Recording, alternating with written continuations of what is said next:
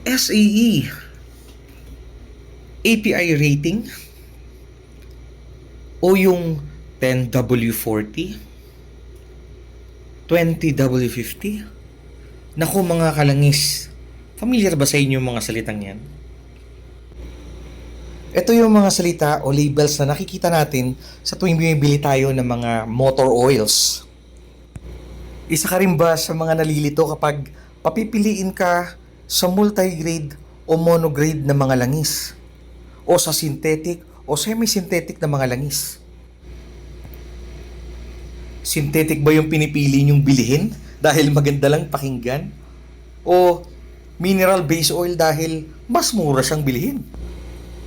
Sa ating mga motorsiklo, kotse, jeep, o kahit na mga bus o vans, ano ba talagang dapat naaakmang viscosity ng langis ang mga bibilihin natin?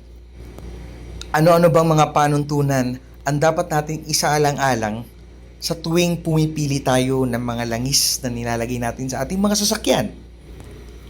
Bakit nga ba kailangang langisan ang makina ng mga sasakyan natin? Gaano ba katagal bago palitan ulit natin yung langis ng ating mga sasakyan? Di tara, samahan niyo ako at sabay-sabay natin tuklasin ang mundo ng langis. Ako po si Pinoy Lubes. Tara't explore natin ang mundo ng lubrication at oil. Pwera na lang sa cooking oil at baby oil. Tara, let's!